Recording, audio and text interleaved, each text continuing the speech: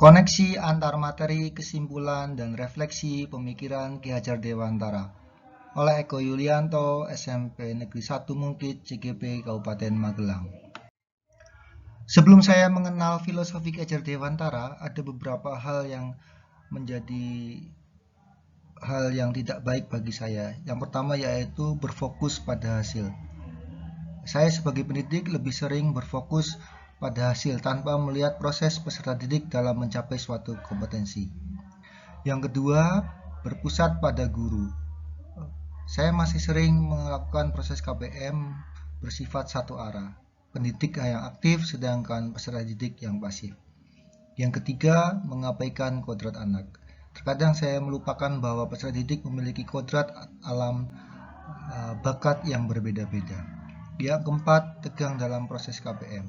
Saat KBM, saya masih sering menerapkan kodrat peserta didik yang istilahnya bahwa harusnya proses pembelajaran itu bersifat menyenangkan. Pemikiran saya setelah mempelajari tentang filosofi Ki Hajar Dewantara, yang pertama kodrat alam, bahwa saya sebagai pendidik harus membimbing, menuntun, dan menjadi instruktur agar murid kita merdeka sehingga mencapai keselamatan dan kebahagiaan yang setinggi-tingginya, serta memberikan pendidikan akhlak atau budi pekerti.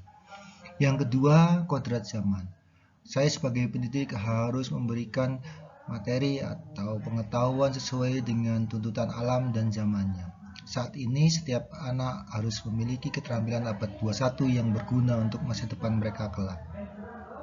Yang ketiga, KBM menyenangkan. Sebagai seorang pendidik kita harus memahami bahwa kodrat anak itu adalah bermain. Guru harus menggunakan metode pembelajaran yang menarik dan menyenangkan agar sesuai dengan kodrat anak. Yang keempat adalah potensi peserta didik. Bahwa saya sebagai pendidik harus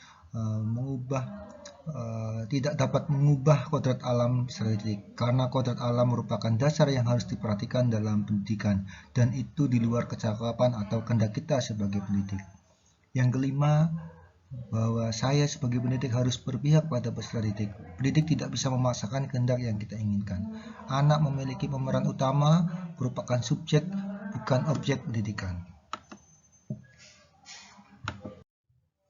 Rencana tindak lanjut saya setelah mempelajari pemikiran Ki Hajar Dewantara yaitu yang pertama yaitu mendesain dan melaksanakan pembelajaran menyenangkan, menarik, dan berpusat pada peserta didik, antara lain dengan model kooperator planning, model STEAM, dan model lainnya yang intinya menyenangkan.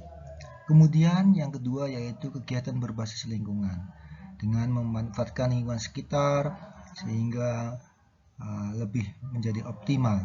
Yang ketiga, optimalisasi trisentra pendidikan. Bahwa saya yakin bahwa pendidikan akan baik kalau kita memperhatikan trisentra pendidikan, yaitu optimalisasi anak, orang tua, dan saya sendiri sebagai pendidik. Sekian, terima kasih.